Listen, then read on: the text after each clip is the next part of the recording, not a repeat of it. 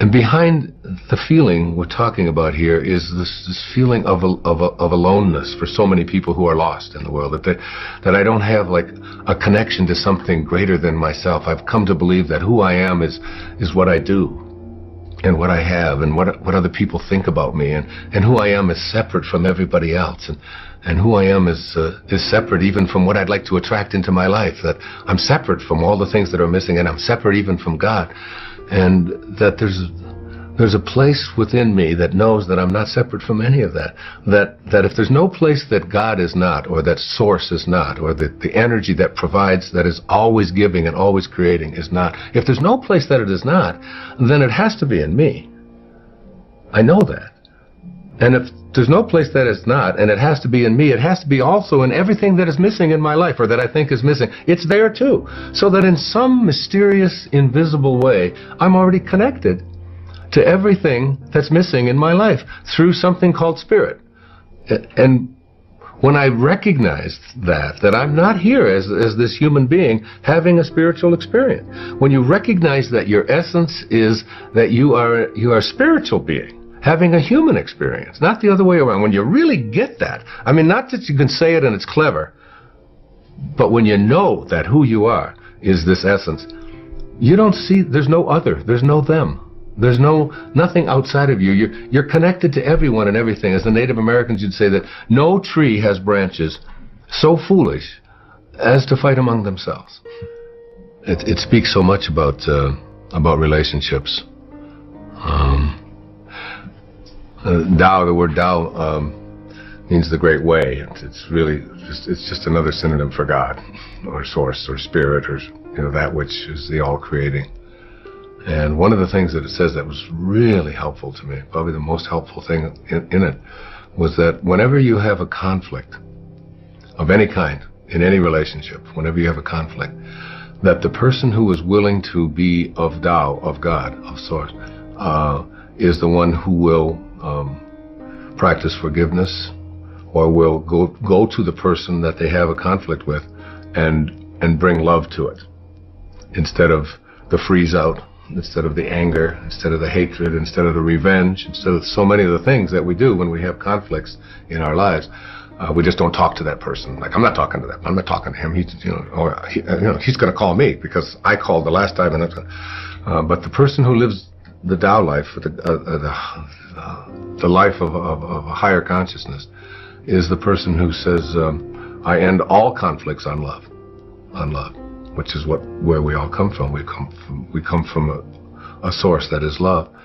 So for me, that has been just so useful. I have 8 children, and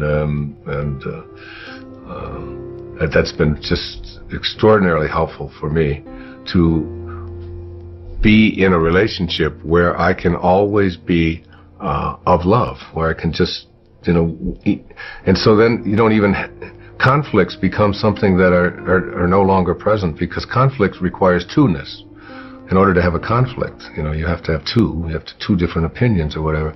But if you live in oneness, if you really see yourself in everyone else, see yourself in all the things, including the plants, including the animals, and including all beings and so on. If you just suspend this ego part of you and just see yourself in that other person, then your arguments are really with yourself, and your hatreds are really about yourself, and you begin to really see that I don't have to project anything onto anyone else that isn't what I choose to be.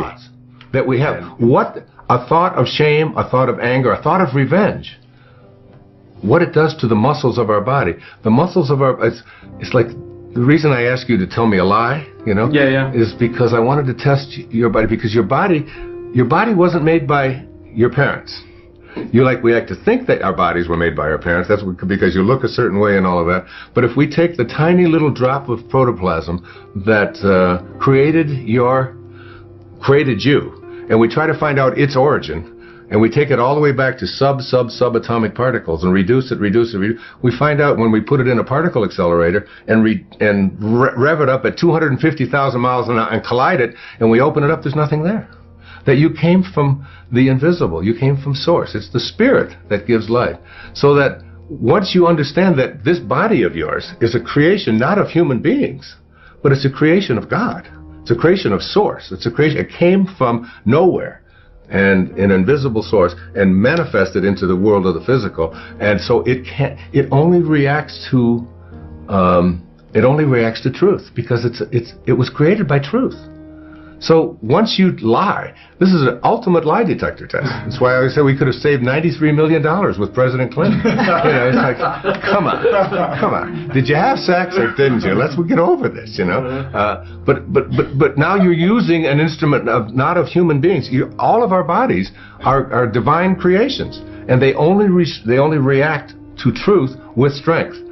The truth that when you go weak, you're going against your Tao nature. Your true nature is not revenge. Your true nature is not hatred. You came from love, and you have to stay in that state. And once you learn that, once you get that, like having that demonstrated could change your life. Just that moment could change forever. I think that my generation, when I was in my 20s and so on, we were the generation that had to end a war. We had to end a war. I took my doctoral orals on the 4th of May, 1970. The announcement came on the radio, on the television, at around 4 in the afternoon, that the government had put live bullets into their rifles, and they fired on students who were protesting the war at Kent State, and 4 of them were killed. You can imagine what I felt, because I was really working very hard to try to end that war, when I had to go in and defend my dissertation, which seemed so trivial, when I considered what our government was now doing. We were going to put and all these students were doing was protesting a horrific war where people were dying in huge numbers. I think the new generation, this generation, their job isn't to end a war. It's to end war. It's to end the concept of war. And the concept of war comes out of this ego identification of who we are, and a belief that I am what I have, and I am what I do, and I am what others think of me, and I am separate from everyone, separate from God, separate from what's missing. This idea of separation and so on. And we will inch by inch move towards a place where people will begin to recognize their connection to each other rather than their separation. Or we'll have to just start all over. We'll have to start it over. As Einstein said, if the next war that is fought, he said, after this one will be fought with sticks again. We'll have to start all over again. We'll have to start all over. And it's really about slaying this ego, this massive ego thing. You can see it in our foreign policy. You can see it in the way that we treat it. You can see it on television. You can see it in all of the ads that you see for having to take pills for everything. And that's what I feel my work is about. What my life is about now is ending the concept of hatred and separation.